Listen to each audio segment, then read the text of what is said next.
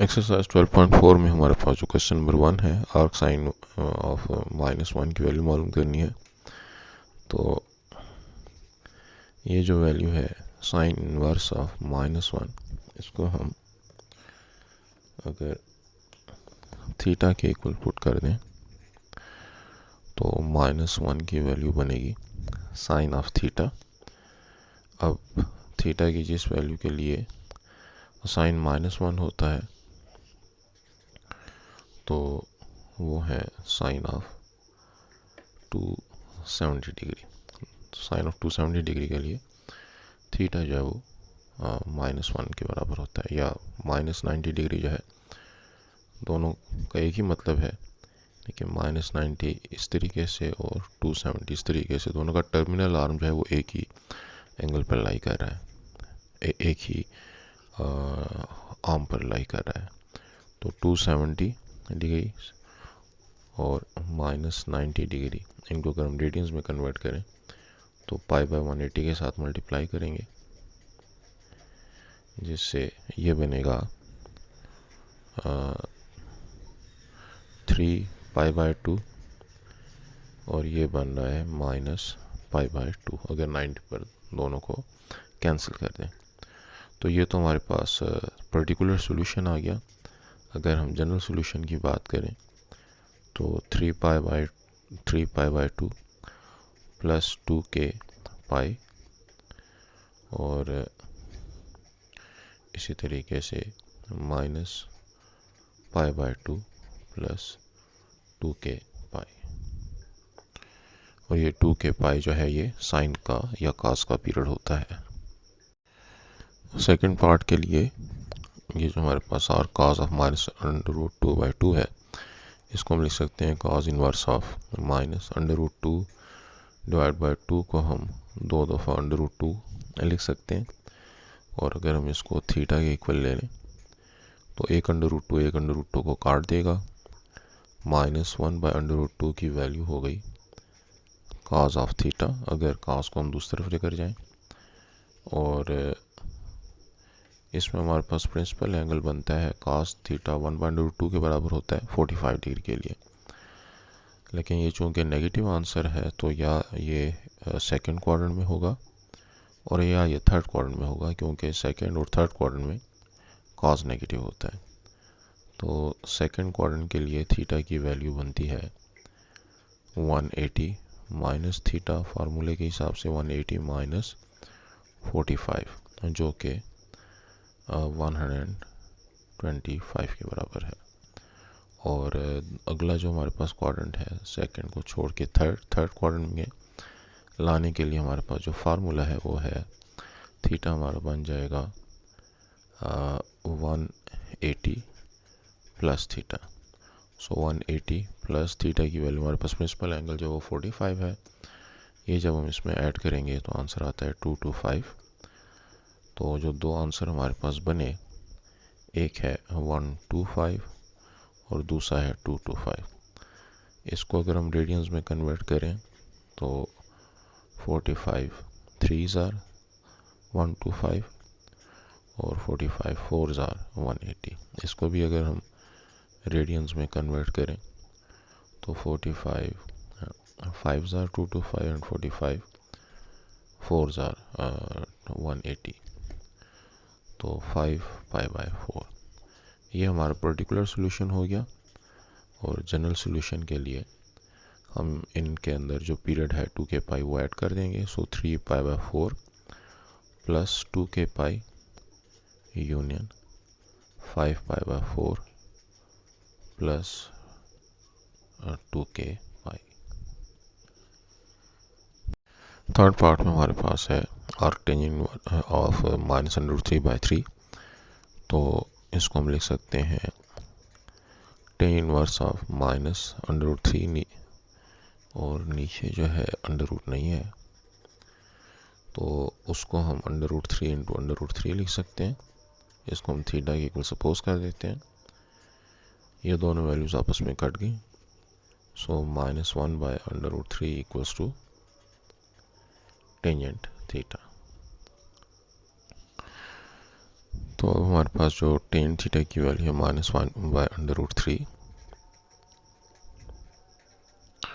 इसमें हमारा जो प्रिंसिपल एंगल है 1/√3 की वैल्यू है वो 30 डिग्री है। टेंजेंट ऑफ 30 जो है वो 1/√3 के बराबर होता है। लेकिन चूंकि हमारा आंसर नेगेटिव है तो या ये सेकंड क्वाड्रेंट में लाई करेगा या फोर्थ क्वाड्रेंट में, जहाँ पे ये टेंजेंट नेगेटिव होता है।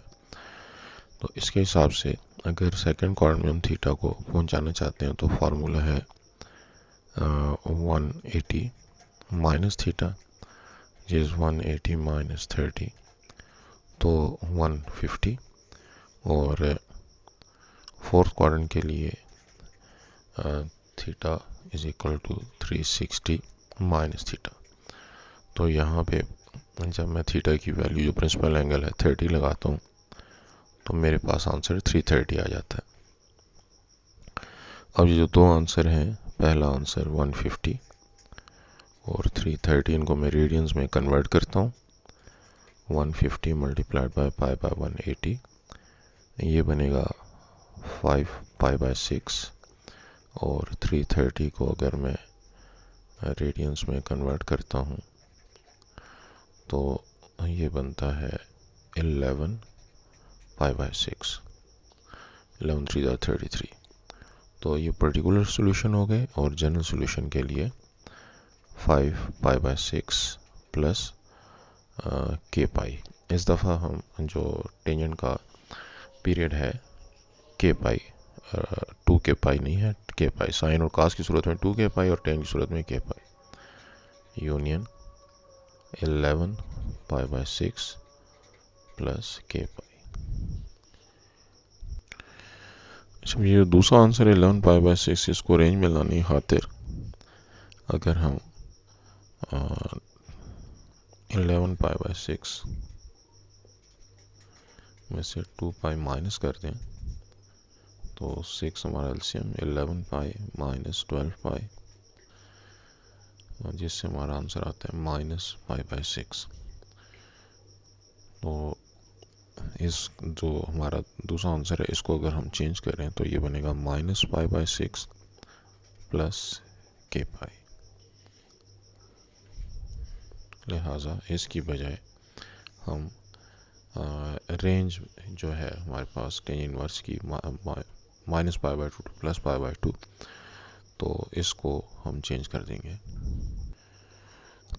या दूसरा तरीका ये हो सकता है कि यहीं पर ही जब ये 330 हमारे पास आंसर आया है तो 330 इस तरह से, और अगर हम यूं चलें तो -30 आएगा। और -30 को अगर हम रेडियंस में कन्वर्ट करें तो डायरेक्ट हमारे पास माइनस पाई बाय 6 आ जाएगा, वो हम लगा देंगे। तो ये हमारे पास चूँकि टेन इनवर्स की range minus pi by 2 two plus pi by 2 है, उसके मुताबिक हम ये दूसरा वाला आंसर लिखेंगे। क्वेश्चन नंबर 2 का जो हमारे पास फर्स्ट पार्ट है, इसको हम cause inverse of tangent 3 pi by 4 जो है, अगर मैं इसको कन्वर्ट करूं डिग्रीज में तो ये बनता है 45, 3s are 125 equal to theta. हम इसको सपोज कर लेते हैं और ये बनेगा cause inverse of tangent of 125 second quadrant. तो tan 45 तो 1 के बराबर होता है, लेकिन टेंजेंट 125 जो है वो सेकंड क्वाड्रेंट के हिसाब से -1 की वैल्यू जब cos थीटा, यहाँ पे cos इनवर्स दूसरी तरफ cos थीटा, तो cos थीटा अगर -1 के बराबर हो तो थीटा की वैल्यू 180 डिग्री, क्योंकि cos ऑफ 180 डिग्री जो है वो -1 होता है। इसको रेडियंस में कन्वर्ट करें तो पाई, तो ये हमारे पास पर्टिकुलर सोल्यूशन हो गया। और जो जनरल सोल्यूशन है उसके हिसाब से पाई प्लस 2k पाई। तो ये हमने जो पर्टिकुलर सोल्यूशन है उसके अंदर कॉस का जो पीरियड है वो ऐड कर दिया। सेकंड पार्ट में हमारे पास sine of tan inverse of 1/√3। तो टेंजेंट इनवर्स ऑफ 1/√3 जो होता है वो 30 डिग्री के बराबर होता है। और साइन ऑफ 30 की जो वैल्यू है वो हमारे पास 1/2 के बराबर है। थर्ड पार्ट में हमारे पास जो साइन ऑफ आर्क कॉस -√3/2 है, तो पहले तो हम cos इनवर्स √3/2 को थीटा के इक्वल पुट कर देते हैं। तो ये -√3/2 जो है ये cos थीटा के बराबर हो जाएगा। अब जो इस सूरत में थीटा की प्रिंसिपल वैल्यू बनती है तो cos ऑफ 30 √3/2 के बराबर होता है, लेकिन चूंकि नेगेटिव वैल्यू है तो cos एक सेकंड क्वाड्रेंट में नेगेटिव है और एक थर्ड क्वाड्रेंट में नेगेटिव है। तो थीटा की फर्स्ट वैल्यू जो बनती है सेकंड क्वाड्रेंट के हिसाब से उसका फार्मूला है 180 minus theta which gives us 180 minus 30 which is 150। और थर्ड क्वाड्रेंट के लिए जो हमारे पास फार्मूला है वो है 180 plus theta, so 180 plus 30 equals to 210। तो ये जो हमारे पास दो वैल्यूज़ आई हैं इनके अगर हम साइन मालूम करें तो sine of 150 and sine of 210। Sine of 150 की जो हमारे पास वैल्यू है वो है 1/2 सेकंड क्वाड्रेंट के हिसाब से, और साइन ऑफ 210 की जो वैल्यू है उसको हम कैलकुलेटर के साथ साथ कंफर्म भी कर सकते हैं अगर हमको इस बार याद नहीं है। तो -0.5 यानी कि -1/2, और ये चूँकि हमारे पास बन रहा है थर्ड क्वाड्रेंट तो वहाँ पे साइन नेगेटिव होता है। तो सॉल्यूशन सेट जो है वो हमारे पास 1/2 और -1/2 हो गया। फोर्थ पार्ट के लिए सबसे पहले तो जो cos इनवर्स ऑफ -4/5 है इसको अगर मैं थीटा के इक्वल पुट कर लूँ तो -4/5 की वैल्यू आती है cos ऑफ थीटा। अब cos थीटा जो है वो x/r के बराबर होता है sin थीटा y/r और tan थीटा y/x। तो ये मेरे पास cos थीटा की वैल्यू -4/5 जो है ये x/r के हिसाब से x की वैल्यू -4 हो गई और r की वैल्यू 5 हो गई। पाइथागोरस थ्योरम के हिसाब से r² x² प्लस y² के बराबर। तो मैं यहाँ पे r की वैल्यू 5 उसका स्क्वायर 25, x की वैल्यू -4 का स्क्वायर प्लस 16, तो y² as it is 25 minus 16 equals to y², जिससे y² की वैल्यू बनी 9 और y की वैल्यू हमारे पास 3 आ गई। तो टेंजेंट थीटा का जो हमारे पास फार्मूला है y/x उसमें अगर मैं वैल्यू की पुटिंग करूं तो y की वैल्यू 3 और x की वैल्यू है -4, लिहाजा हमारा जो टेंजेंट थीटा का आंसर है वो बना -3/4। क्वेश्चन नंबर 3 में हमारे पास फाइंड द एग्जैक्ट वैल्यू, तो उसका जो फर्स्ट पार्ट है cos ऑफ साइन इनवर्स √2/2। तो √2/2 जो है वो हम नीचे वाले 2 को √2 लिख सकते हैं। एक √2 को काट देगा तो हमारे पास जो फॉर साइन इनवर्स ऑफ 1/√2 है, अगर मैं उसको थीटा ले लूँ तो इससे मेरे पास 1/√2 की वैल्यू बनती है साइन ऑफ थीटा। और साइन थीटा किसके लिए 1/√2 होता है 45 डिग्री के लिए। तो इस वैल्यू को अगर मैं 1 में पुट कर दूं तो ये बनेगा cos ऑफ 45, और cos ऑफ 45 जो है वो मेरे पास 1/√2 के बराबर है। अच्छा, इसको अगर मैं √2 से मल्टीप्लाई और डिवाइड भी कर दूं, अब वो कैंसिल लानी खातिर, तो ऊपर √2 और नीचे √2 इंटू √2 का स्क्वायर 2। तो दोनों तरीक़ों से लिखा जा सकता है। सिर्फ 1/√2 लिखें तब भी ठीक है, या जो है वो √2/2 लिखें तब भी ठीक है। सेकंड पार्ट के लिए हमारे पास अगर हम पुट कर दें cos इनवर्स √3/2 को थीटा के बराबर, तो अंडर रूट 3/2 जो है वो कॉस थीटा के बराबर हो गया।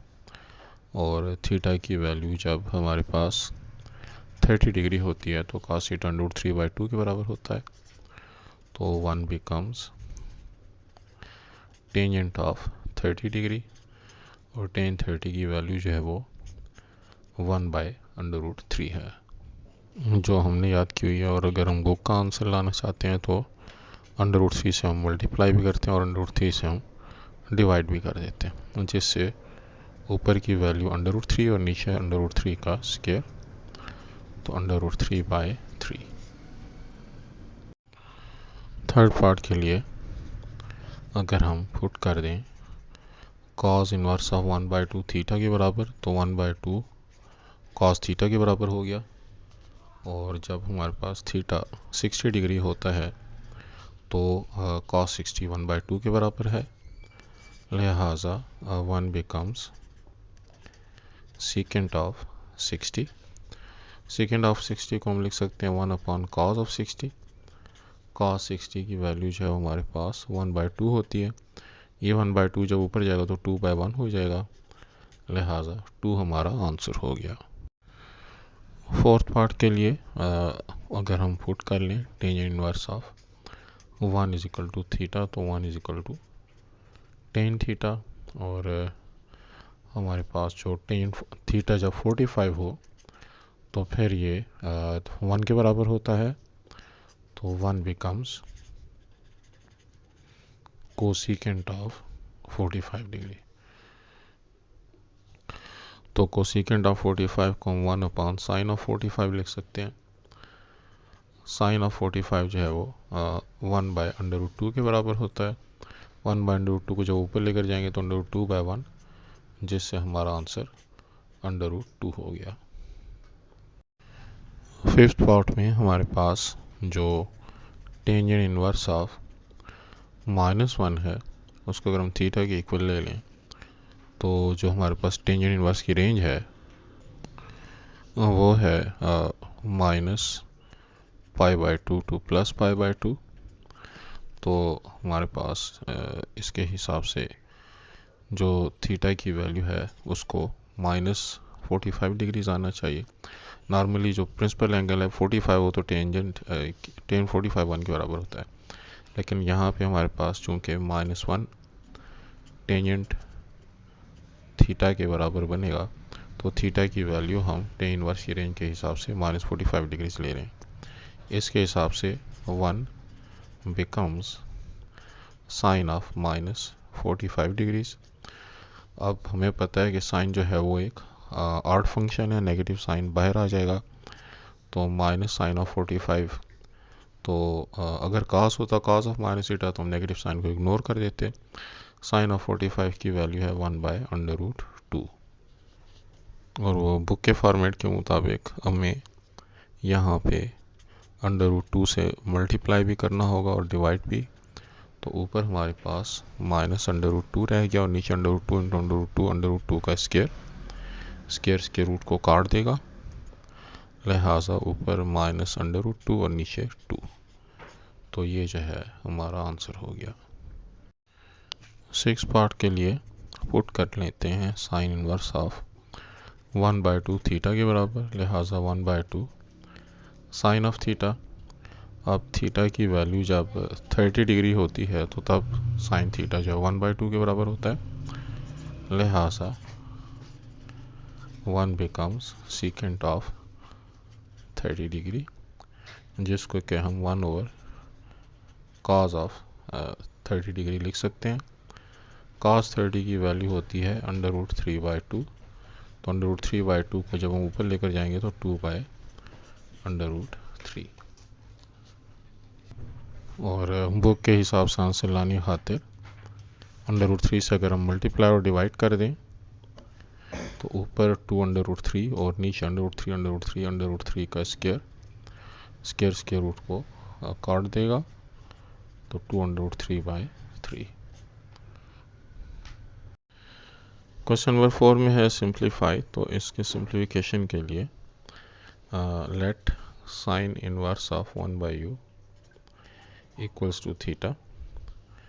तो 1/u जो है वो साइन थीटा के बराबर हो जाएगा, जिससे हमारे पास अगर मैं 1/u को से u करता हूँ तो ये 1/sin थीटा, और साइन थीटा जो है वो 1/sin थीटा जो है वो कोसिकेंट थीटा के बराबर होता है।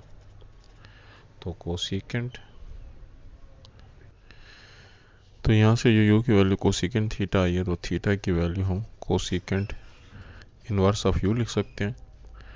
तो यहाँ पे जो हमारे पास 1 है, 1 becomes cosecant of sine inverse of 1/u, जिसको हमने थीटा की इक्वल लिया हुआ था। थीटा की अब जो हमने नई वैल्यू निकाली हम वो पुट कर देते हैं।